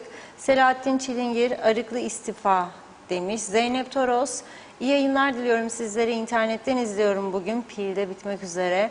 Demre Coşkun, elektrik geldi yine gitti. Wi-Fi yok, TV yok. Şu an sizi 3G üzerinden izliyorum. Allah'tan telefonu arabada şarj ettik. Ülkedeki Nijeryalılar geri ülkesine dönecek böyle giderse. Afrika KKTC'den daha ileridedir. Kozan Yorgancı, o da diyor elektrikler yine gitti. Kızdı. Abi Hüseyin, 48 senedir sahte devletçilik oynamanın sonuna gelindi demiş. Memduh Bey diyeyim. 3 hafta sonra tatile geliyoruz eşimle 6 haftalığına. Eşim 3 hafta evden çalışacak. Mecburen bir de jeneratör çıktı başımıza. 10.000 lira en az, ne diyeyim diyor böyle hükümete. Bir de turist isterler, çok bekler demiş. Harbi Yemen'e yazıklar olsun, ne hale geldik. Selahattin Çilingir, arıklı istifa diyenler nerede? Şimdi bakıyorum suspus olmuşlar yazdı. Aytaç Yıldırım, borcu olan devlet dairelerinin elektriklerini kesmezler. Klima altında çalışırlar. Ama garibanın borcu var diye hemen keserler. Yazık, koskoca memleket ne hale geldi. Kemal Yurteli de diyor ki niçin aksa batmıyor, niçin yanıtsız, yedek parçasız kalmıyor? Çünkü orada idare var. Saltanat sürmüyor. Herkes görevini yapıyor. Bazı bakanlar göreve gelirken aksayı yolcu edecekti. Şimdi düştüler Aksa'nın kucağına, sözleşmeyi istediği gibi yapacak. İyi yayınlar. Nazime Nalban, tüm Kıbrıs'a güneyde gidecek olanlar diyor. Trafikte insanlar 1,5 saat kala evlerinden çıkmadan mesaj yolladılar. Eğer bu insanlar evlerinden uçak alanına gitselerdi ne olacaktı? Tüm insanlar mağdur bırakıldı demiş. Salih Taşkın, Yaradan Okul'da ceyranlar yine gitti diyor. Kızdı o da. Umut Kurşun, iklim değişikliği krizinde taşıma yakıtla enerji sağlamak yerine enerji maliyetlerini düşürmeliyiz demiştik diyor. Evet, bu sorun hepimizi ilgilendiriyor demiş. Çok uzun bir mesaj tabii ki ama evet, atlamak durumundayım. Evet. Ayten Ulugün, Reşat Bey yanıyoruz, ölüyoruz dedi. Kozoğlu Serhat, elektrik gitti ama bunlara artık yağmur, tükürük vesaire demeyeceğim demiş. Alıştılar ilahi ya Rabbi şükür demeye. Evet, Adalet Adaletoğlu, bu olağanüstü hal ilan gerektirecek bir durumdur yazdı. Emin Alev Türk, Mausa Sigorta'da da aynı sorun oldu. Sigorta primimi yatıramadık. Mahmut Beyaz, saat 9'da kesildi, 5'te geldi. 25 dakika dayandı, yine kesildi. Yetkili bakan istifa etmeli. Fazla uzağa gitmeye gerek yok. Güneyde olsa anında istifa olur. Geleceğe yürüyoruz herhalde. Doğan Falyalı, hadi yine diyor. Demin geldi, gene gitti. Hava da sıcak mı sıcak? Oldu mu bu iş? Biri gelsin, iki gitsin demiş. Bülent Dönmez, bu hükümete, Cumhurbaşkanı'na diyorum ki size verdiğimiz oylar haram olsun, keşke vermez olaydık demiş. Adalet Bey, zarar eden tüm kurum esnaf birlik olup zarar ziyan davası açma hakkı kullanmalıdır. Ali Özgünel, Reşat Bey, Başbakan 1 saat önce dedi ki yakıtta sorun yok, trafo tamiri dedi. 5.30'da 3. kesinti başladı. Ben şeker hastası bir kişiyim. Kime inanalım? Reşat Bey, ben yalnız Allah'a inanmaya devam edeceğim. Sen diye sormuş. Sayar Eker, göç edelim, sorunların üstünden gelelim. Londra bizi bekler oldu. Adalet Bey, otellere bayram tatiline gelen turistlere kötü intiba bırakıldı. Bir daha gelirlerken 100 kere düşünecekler. Kerim Akgün, Yüce Meclis, zorlu töre, elektrik yok. Yüce Meclis nerede? Altan Cumhur, nerede bu devlet, nerede bu hükümet? Memleket elden gitti, insanlar sıcaktan yanıyor. Yeter artık bu elektrik kesintilerinden. Bıktık. Hüseyin Şahin, Sayın Üstel, elektrik nerede? Cennet vatanı yaptınız, cehennem vatanı. Evet, Sayar Eker, deniz dalgasından ucuz elektrik üretelim. Bunca mühendis var adada, bir deniz fırıldağını yapamadılar. Mustafa Kahveci, yalanın KDV'si yok memlekette, sallayan sallayana demiş. Halil Yeğen, ütüsüz gömlek giyiyorum, suçlu kim? Bülent Lider Mehmet Küçük, bizler gerçekten yıllar önce iflas etmiş ve batmıştık. Ancak salgın Covid dönemi boyunca iflasımız tescillenmiştir. Çünkü küçük esnaf, dar gelirliği ve günlük kazancı olan kişiler, bizler o zaman tam anlamıyla batırdık. Şimdi ne kadar ağlasak, dövünsek boş nafile, yapmamız gereken ev ödevlerimizi de hiçbir zaman yapmadık diyor. Şimdi ceremesini çekiyoruz, geçmiş olsun. Barış Güzelay, her şey olması gereken gibi oluyor. Bu ülke hepimizin eseri, hepimiz suçlu. Elektrik yok, su yok, para yok. Mutlu son. Emir Ali Tatlıdil, 3,5 saat kesildi bugün. Gelip jeneratörü çalıştırmazsam buzlukta ne var ne yok atacaktım. Ne kadar gidecek bu eziyet? Adalet Bey, Sideral bedduası tuttu diyor. Ali'ye Ali, dilinize sağlık Reşat Bey. Evet, önce bu devlet birinci çalışanları da kontrol etmeli. Ben şahsen kendim gördüm, elektriğimi ödemeye gittim. Öyle insanlar var ki hiç para ödemeden borç siliniyor, sonra da elektrik zararda. Ahmet Polat, peşin ödemeyle mazota para bulunabilir eğer sorun paraysa. Yücel Barbaros da demiş ki bugün atama yok mu? Ahmet Tuncay, Reşat Bey, siyasilerin en başarılı 3 şeyini söyle desem ne dersin? Emir Ali Tatlıdil, biri de çıkıp yapamadık be arkadaşlar demiyor. Hep kabak keserler. Her biri başka söyler. 45 derece sıcakta elektrik yok demiş. İbrahim Mustafa Ercüment, Sayın Başbakanımız dedi ki Türkiye'den gelen jeneratörleri çalıştıracakmış. Bir tanesi 20 megawatt için saatte 18 ton mazot harcar. Mazotun fiyatı 28. Bunun bedelini kim ödeyecek? Dizel makineler 3 tanesi 1 ton harcar. 1 saat aralarında 6 kat fark var, siz söyleyin diyor. Hasan Kebapçı, tonu 2 liraya suyumuz da yoktu. Şimdi tonu 8 liradan kullandıkça bitmeyen suyumuz var. Az sabredin diyor. Kıptek özelleştirilsin. Kullandıkça bitmeyen elektriğimiz de olacak. Faturasını ödeyebilecek olana. Sayar Eker, Euro duasına çıkma zamanı demiş. Enver Taşer, şu anki hükümette olan yetkili kişiler birazcık gururları varsa biz bu işe Kıbrıs'ı yönetemiyoruz diye topluca istifa etmelidir. Buradan Sayın Kudret Özersay'ın istifa ettiğini daha iyi anlıyor ve teşekkür ediyorum. Özersay baktı ki her yolun sonu yanlışa çıkıyor. Ben Kudret Özersay olarak yanlış yola hiç girmeyeyim, istifa edeyim, evimde oturayım dedi. Reşat Bey, bu ülkede nüfus çok kalabalık oldu, taştı diyor. 400 bin nüfus 2 milyonu aşmıştır. Çok acil olarak iş yerleri, çarşı, kısacası her yere büyük baskınlar yapıp ne kadar kaçak işçi, öğrenci varsa yakalanmalı, deport edilmeli. Özellikle Afrikalıları göndermek demiş. Bir iki mesaj okuyup ara verelim. Metin Sanatkar, 79'da yaşardık elektrik kesintisini. Anlarsın, savaştan çıkmış bir ülke. Şimdi ne oluyor? 2022 uzay çağındayız. Bunlardan biricik olmaz dedi. Eser Yurteri de diyor ki yine elektrik gitti. 1 saat verirler, 4 saat keserler. Yazıklar olsun diyor. Allah'tan Facebook vardı, size izlerim demiş. İmreli Tatlıdil, jeneratör artık zorunlu oldu. Kaldırsınlar fon gümrükleri hem de hemen demiş. Evet, Mehmet Uçaner, duvara söyleseniz cevap verilirdi. En azından çatlarlardı dedi. Son olarak Barış Güzelay'ın mesajını okuyalım. İskele bölgesi battı. Bütün lavabo suları, tuvalet suları denize akar. Binlerce çarpık binalar batıyoruz diyor kendi pisliğimizde. Evet, devam edeceğiz. Şimdi bir ara verelim. Buyurun Reşat Bey. Evet, söz verdik, bu iskelede lağım sularının denize akışını vereceğiz. Video hazırdır. Cumartesi bana göndermişlerdi. Teşekkür ediyorum. Pazar günü de gazetemizde tam sayfa geniş yer verdik. Renkli sayfalarda. Şimdi arkadaşlarımız yazıyor. Arayan çok. Diyalog santralı kilitlenmiş vaziyette. Derdini anlatıyor insanlar ama böyle bizi çok üzen, yani çok ciddi manası olan bazı mesajlar var. Onları da aktarmaya çalışıyorum. Mor Menekşe'den arayan bir bayan az önce demiş ki bizim Leyla Hanım'a, sabah diyor gitti elektrikler, 17'de geldi diyor. Yarım saat sürdü, tekrar gitti diyor. Ben diyor koa hastasıyım. Ne yapayım diyor. Yapacak bir şey yok maalesef. Üzücü bir durum. Bir paylaşımla şimdi bana gönderdi.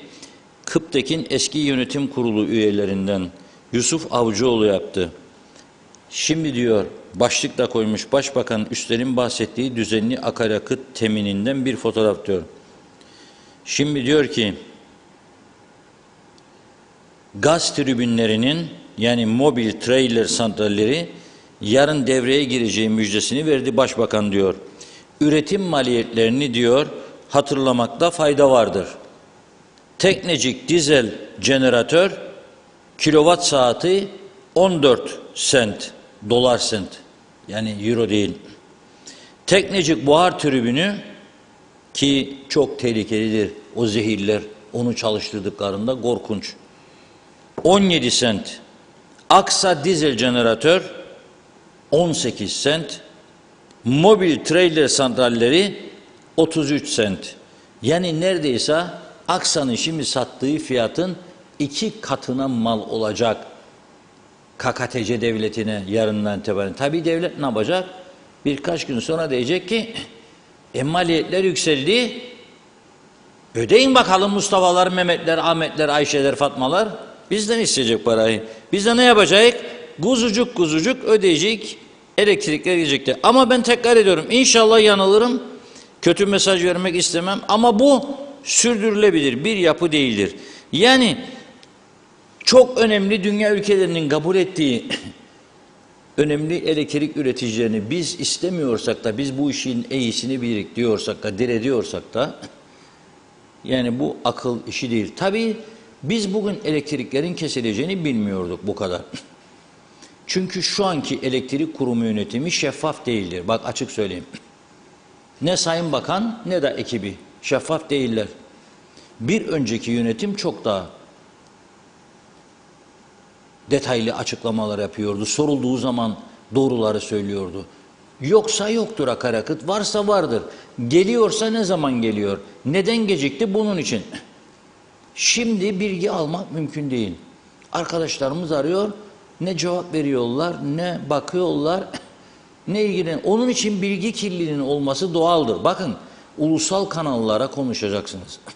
Ben size demiyorum 200-300 tane internet şu bu. Konuşacaksınız, doğruları söyleyeceksiniz, onlar da doğru aktaracak. Veya genel bir açıklama yapacaksınız. Sık sık günün belirli saatlerinde ajansınıza, devletin, bizler de hepimiz oradan alacağız yetkili ağızdan. Birbirimizi atlatalım meselesi değil. Oraya verin, oradan alalım, sorun değil. Biz bilmiyorduk. Fakat arkadaşlarımız geçtiğimiz hafta içerisinde uzandılar bir Haspolat sanayi bölgesine. Şimdi bir var organize sanayi bölgesi, Lefkoşa'da bizim olduğumuz kalbidir burası KKTC ekonomisinin.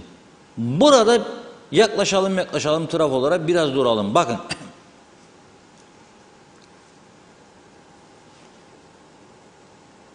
Burada görüyorsunuz değil mi?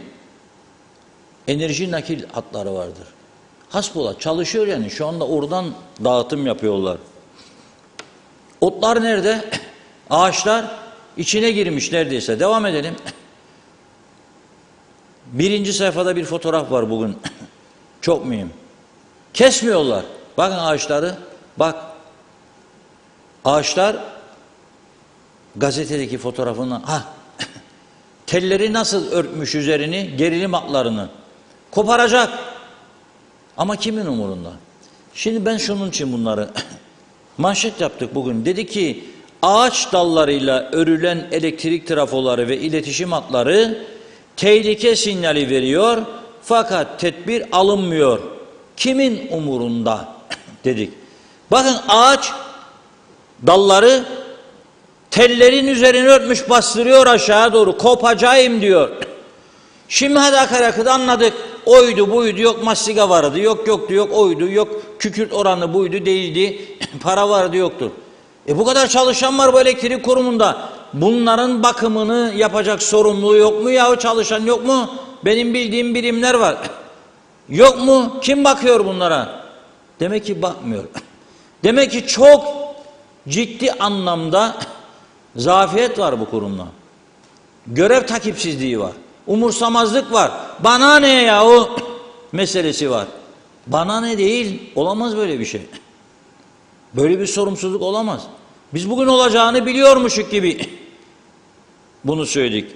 Altında da ne var arkadaşlar? Geliniz biraz altına bakayım. 4 tane eski Orman Dairesi müdürünün açıklaması var. Hani bizim siyasilerimiz şey yapar. Şimdi herkeste bir sosyal medya merakı var. Çek ve Mahmut der yanındaki adama, beni de koydum Facebook'a be. Sonra da başlar like'lar hesaplamaya. Hatta bazıları varmış ki, emin olarak söylüyorum. Bak ya o köpeğe dermiş, bana like yapmadı. Yani iş yerdim, makam verdim, şu yaptım. Da benim bu fotoğrafa like yapmadı. Bunu ne vakit geçirir siyasiler? Hastalık oldu bu bence. Tedavisi var mı? Bence yoktur tedavisi. Yani bu kadar iş varken memlekette yapılacak. Fotoğraf atacağım Facebook'a, bakan veya bakmayan veya başbakan veya cumhurbaşkanı daha yüksek. Da sonra sayacağım like'ları. Da sonra like yapmayanlara dokunduracağım, daş atacağım. Neden bana like yapmadı? Nasıl olur bu iş ya?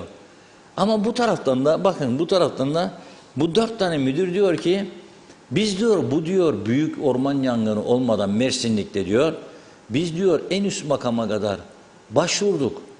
Dedik ki tehlike var, tehlike geliyor, tedbir alalım. Randevu bile vermediler bize diyorlar.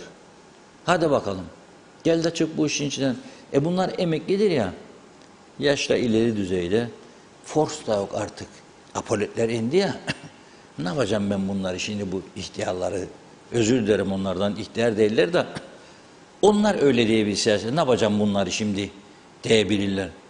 Belki de bunların, bu arkadaşlarımızın, bırak sadece orman dairesi, memleket yönetimi konusunda daha iyi bilgi, görgü ve deneyimleri olabilir. Kıbrıs Cumhuriyeti döneminden kalma, ciddiyetle devlet görevi yapma, İngiliz döneminden kalma yetenek ve becerileri olabilir. Ki bence de vardır, öyle düşünüyorum. Çünkü bildiğimiz isimlerdir geçmişte. Daha ciddi sorumluluk taşıyan. Her şeyi biz ucuzlattıkça ne oluyor? Böyle oluyor. Ucuzladıkça böyle. Şimdi dün markete gitti arkadaşlarımız, daha doğrusu açık pazara. Geldiler, nasıl ya dedim pazarda durum dedim. Sormayın dediler, gene bağlılık var. Ne oldu ya? Domates oldu 15 lira. Yemin ederek söylerim, köpeğe at yemez. O kadar belli ilaçlar üzerinden dökülüyor. Gördüğüm fotoğraf var. Çok üzüldüm. Belli ilaçlar akıyor üzerinden ya. 15 lira. Nasıl yiyeceğim ben bunu, kanser manser? Şimdi tabii onlar da diyor ki ilaçlar diyor bağlandı. Atmazsak diyor böcekleri yiyecek, üretim yok. Kuyudan su çekerek elektrik bağlı. Sulamak için. Gübre bilmem kaç defa zam geldi. Suni gübre. Ancak diyorlar kurtar bizi. Sonra baktım bu sabah Bloomberg'i dinlerken seracılarla falan konuştular. Ne bileyim Manavlar Birliği Başkanı'yla. 1 liradan 4 lira arasıymış domates Türkiye'nin değişik yerlerinde. İstanbul'u bilmiyorum. İstanbul kozmopolitik bir yer oldu. Kaç para, hangi markette, nerede, Beşiktaş nerede, bilmem ne, bebek mebek oralarda oturursan tabii ki deniz görüyorsan you have to pay, ödeyeceksin. Türkiye'de böyle çalışır sistem. Bölgeye göre, zenginlerin bölgede farklı, o bir tarafta. Abla diyor, benim diyor size göre diyor ilaçsız hormonsuzdur domatlar diyor. Nereden biliyorsun? Bilmiyorum. 3 katı 2 katı verip alacaksın. Şimdi gelelim bizim memlekete.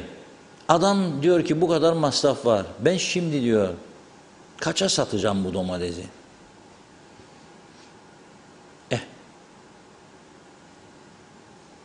Güzel günler diyor hangi dağın ardındadır. Görebilirseniz helal olsun size derim. Ben göremiyorum. Ama bu arada tabii programın sonuna da geldik. Hep elektrikle mi bitirecek yani bu programı? Bir şarkı vardı. Birkaç kelimesini istiyorum dinleyelim. Neden bu hale geldik? O şarkının sözü bize hatırladır. Karadır şu bahtım kara, sözüm kar etmiyor yara. Sen düşürdün beni dara, eyvah, eyvah, eyvah.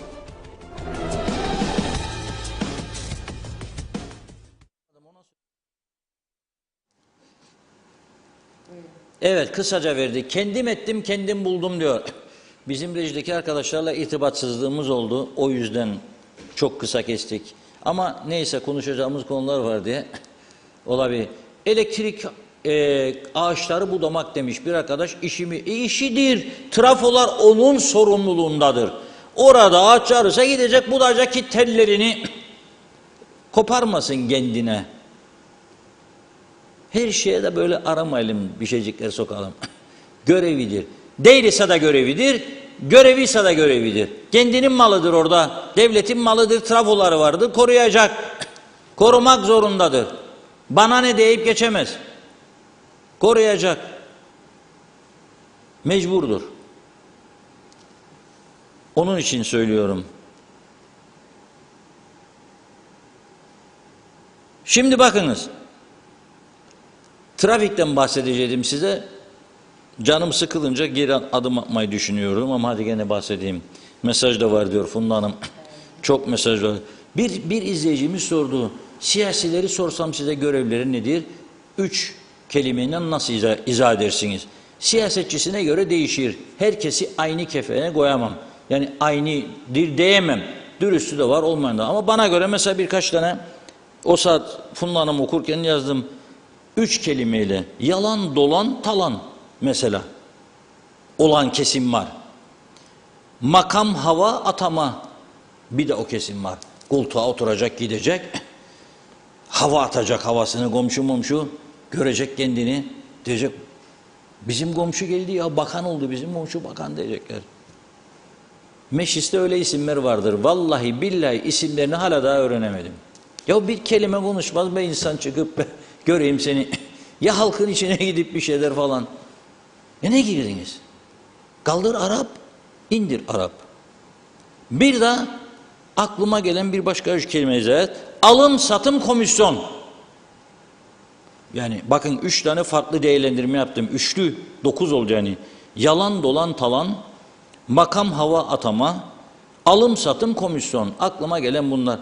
Yarın daha gelirse aklıma, bugün çok yorduk şeyi. Kafayı. Onun için şimdilik aklıma gelen bunlardır. Ve Funda Hanım'a sözü veriyorum. Tabii ödemeli kaydıyla. Evet, Buyurun. hemen kalan mesajları da aktarayım. Ömer Bozkara Vezirler Elektrik kesintileri diyor 3 saat gelecek, 3 saat gidecek. Geleceğe yürümeye devam, biz söyleriz, biz dinleriz.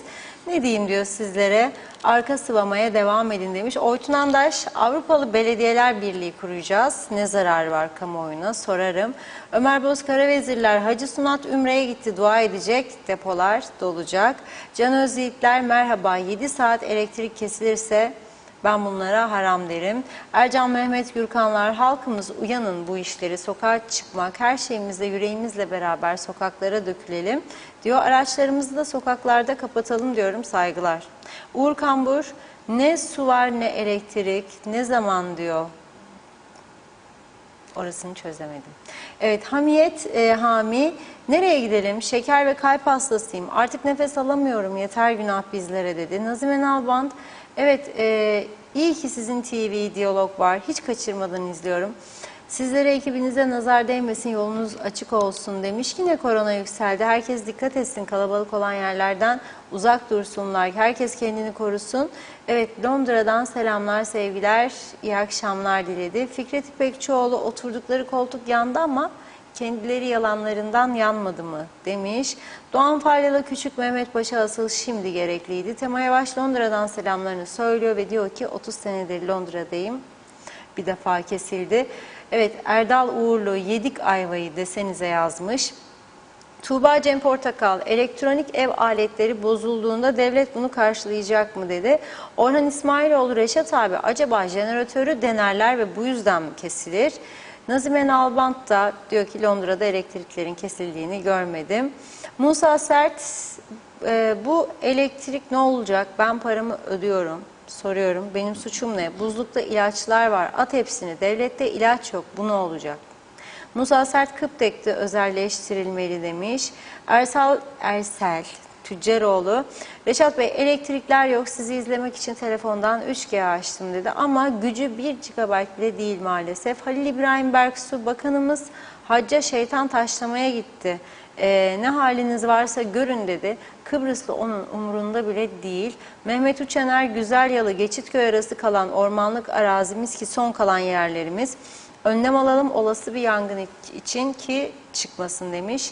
Evet, İsmet Ezel, Volkan Konak farkıyla dedi. Musa Sert, müşavirlik kalkmalı.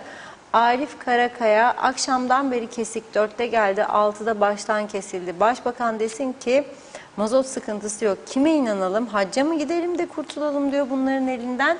Yoksa isyana doğru gideriz dedi. Evet, tamamladık mesajları. Reşat Bey buyurun. Evet, şimdi bir çevre felaketinden söz etmiştim. Onu bugün atlamamız mümkün değil. İskelede denize akıtılıyor diye. O kısa videomuzu birlikte izleyelim. Çünkü önemli bir konu. Arkadaşlar tekrar merhaba. Şimdi pis suyun geldiği bölgeyi gösteriyorum. Bu yolun arkasından artık kimindir bu binalar bilmiyorum. Kimlere aittir burası? Şimdi burada hedef göstermek istemiyorum. Ama bu bölgeden geliyor. Yani bu derenin arkasında dere mi var bilmiyorum. Bu yolun arkasındaki bölgede bakın ismi lazım değil bazı şirketlerin. Siz de bilir, kim gören görür zaten. Su vardır herhalde. Yorum sizin.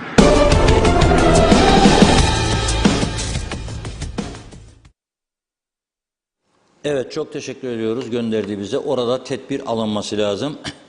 Denizlerimiz kirleniyor. Bu ülke bu kadar güzel, temiz plajlarıyla övünüyorduk. Kanalizasyon sorunu var. Arıtma tesislerinde sorun var. Hele şimdi bir arkadaşımız Girne'den bir paylaşım yaptı. Bugün bunu hatırlattı. Dedi ki arıtma tesisleri zaten yetersizdi kapasite. Şimdi bir de elektrik kesilince ne olacak hali bu ülkenin? Çok önemli. Bakın bu sadece kasabın, bakkalın, ne bileyim mermercinin, dülgerin, marangozun elektriğinin kesilmesi meselesi değil. Kesilip de iş yapamama. Onlar iş yapamıyor. Ofisine gidip bugün para kazanamayan insanlar var. Bilgisayarı çalışmaz, tercüme yapamaz. Ne bileyim bilgisayar çalışmaz, yazı yazamaz. Avukatlar dava hazırlayamaz, dosya hazırlayamaz. Her kesimi etkiliyor. Otelci çalışamaz. Bak anlattım bir an önce, şaka değil. Beni arayan söyleyen bir otelci arkadaşım Bunu anlattı. Yağ istedi veremedim dedi. Eridi neyi vereceğim ya dedi. Adama erimiş yağ. Yani bu bütün zincirin halkalarıdır. Narenciye bahçelerinin sulanması lazım. Kuyudan su çekecekler, motorlar çalışmıyor. Elektrik yok. Seracılar aynı şekilde. Bütün A'dan Z'ye her şeyi etkileyen bir olaydır elektrik. Bitmiş demektir. Bir ülke elektriksiz bir ülke yoktur. Olamaz. Doktor Fazıl Küçük, mücadele önderimiz, KKTC'nin ilan edileceği 83 yılında açıklama yapmıştı. Demişti ki biz alışkınız kuyudan su çekip kaynatıp da içmeye o suyu ama elektriksiz ne var demişti.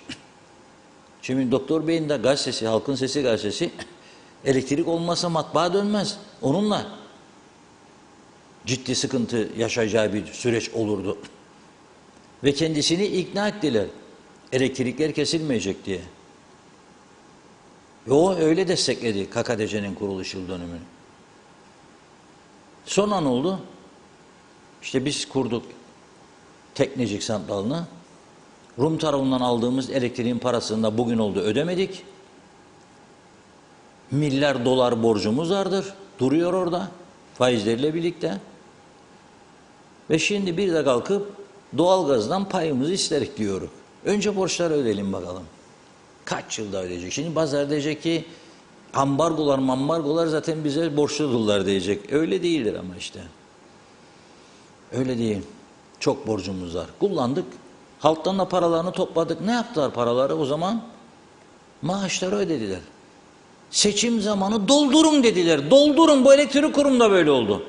İhtiyaç 50 saydı 100 koydular. 100'ü saydı 200, 200 saydı 300. Aynen BRT gibi. BRT'yi de öyle yaptılar.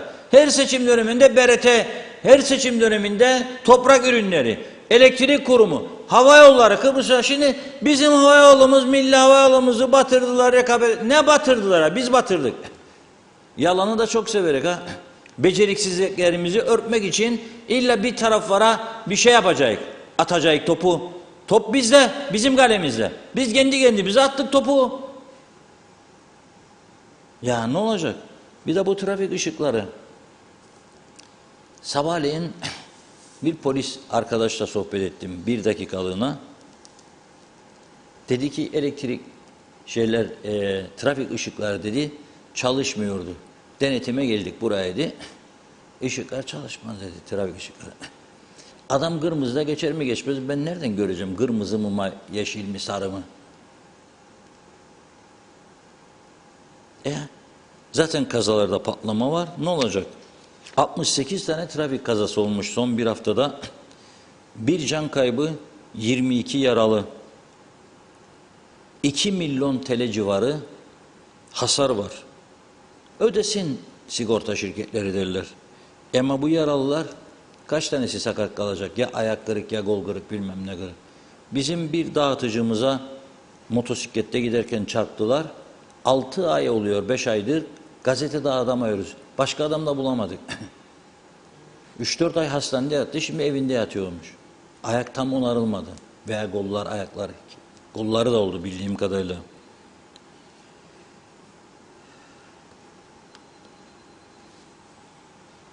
Evet. 9240 araç denetlemiş bu bir hafta içerisinde polis. 9240 araç, 1265 sürücü hakkında yasal işlem başlatmış. Yani neredeyse 9 kişiden biri suçlu. Cezaların, suçluların başında sürat. 189 kişisi sürat. Tabii biliyorsunuz çok hızlı sürat yaparak gösteriyoruz gücümüzü. Yani ben süratli araba kullanırım. Arabamla uçar. Görün beni, bir şeyim ben, bir şeyim direksiyon başında. Çoğu budur. Yoksa kimsenin bu ülkede öyle acele bir yetişecek hali yok. Gideceksin bir arkadaşınla barda buluşasın. Zaten sabaha kadar oradasın be. 1 dakika sonra git, 2 dakika. Ne değişir? Erkek arkadaşlarla kız arkadaşlarla buluşacaksın. Ne basıyorsun? 2 dakika sonra buluş. Sağlam buluş. Sağ selim git buluş. Eve gideceksin, acıktın, yemek yiyesin. 2 dakika sonra. Zaten bütün gece evdesin. Oturacaksın minderin üstünde, içeceksin, yiyeceksin, yatacaksın. Meyhaneye gideceksin, 2 dakika geç git. Bir şey fark etmez. Bakın burada İngiltere'deki gibi de değil. Avrupa der bazıları da. Ben böyle burada da her şeyin serbestliğinden yana olup da Avrupa'da söz edenlere yani tepkiliyim ya. Ayıp, yani ayıbı yok. Hafta arası 11'de kapatıyor Londra'da publar, İngiltere'nin her tarafında. Hafta arası 11, hafta sonu 12, pazar 10. Veremez pubçı sana ondan sonra pazar gecesi bira mira. Çünkü der, sistem odur. Bu içmeyi de sever bu millet diyor. Sabah kalkacak işe gitsin. 6'da çıkacak, koşturacak tren yollarında. Bulsun trenine gitsin. Öyle kolay değildir ya giderim İngiltere göç yolları falan filan. Git. 11 dedi mi çan çalar. 5 dakika, 10 dakika önce haber verir sana. Son bardağı doldur der. Doldururlar pazarda. Çok iyi içiciler 2 pint getirdir. 11'de birini bitirir. 10 dakikada tolerans verir. Binayı boşaltsın. Bitirir. Bizde kaça kadar? Kaçtadır? Hadi söyleyin bana. Bilen var mı? Karışan var mı? Sabah 3'e kadar meyhanelerde, barlarda 3'te bakıyorsun. Gider eve yatar. Sabahtan işe gidemez. Özel sektördeyse usta başlar bağırsın, atar işten. Devletteyse no problem. Zaten bakan bakmayın da içeride değil. 8 tane tehlikeli sürüş, 30 tane dikkatsiz sürüş, 132 tane ruhsatsız paraya ihtiyacı var KKTC devletinin. 13 kişi ehliyetsiz, 27 kişi alkollü. Bir soru söylüyorum. Kaç kişi cep telefonuyla konuşurken yakalandı? Ben diyorum bana 100 tane polis versinler. KKTC'nin bütçesinin 2 katı parayı toplamazsam kendilerine 2 ayın içinde neyse söylesinler. Sadece cep telefonlarından bir de sürat. Bir de kırmızı ışık meselesi. Doktor Fazıl Küçük Bulvarı'na gelin yahu derim. 4 taraflı polis koyun, birer tane sivil. Ellerinde cep telefonları açık olsun. Ben kırmızı yandıktan sonra 7. araç geçer be kardeşler. 7. araç. Bu nedir? Senin bana karşı saygısızlığındır. Korna çalsam çekecek kenara, çekecek çakıyı, başlayacak hareket etme. Bu böyle bir ülkede mi yaşatacaklar biz yani zorundan? Yani olacak gibi değil. Cep telefonu sordum size, hadi heyecanlandırmayın fazla. 220 kişi. Düşünürsünüz siz, yani düşünün. 1264'ün 220'si cep telefonuna konuşuyormuş. Nerede kaldın canım? Yoldayım, geliyorum hayatım. Nedir be, bekle seni ölüyorum. Ey be, bekleyin de geliyorum. Hadi koydun üstüne yemeği, çok acıktım. Budur genelde konuşmalar. Ya gördüğüm bugün dairede neler anlattılar. O da bilmem kiminden çıkarmış. Dün gece hatırlarım bizim pub'da neler oldu. Ya şu bu falan. Yapmayın be kardeşim, gidin oturduğunuz yerde konuşun. No problem. Evet, benden bugünlük bu kadar. Yarın inşallah elektrik sorunu yaşanmaz. Öyle dedi Sayın Başbakan. Yarına bitecek dedi. İnşallah temennimiz o yöndedir. Biter, hepimiz rahatlarız.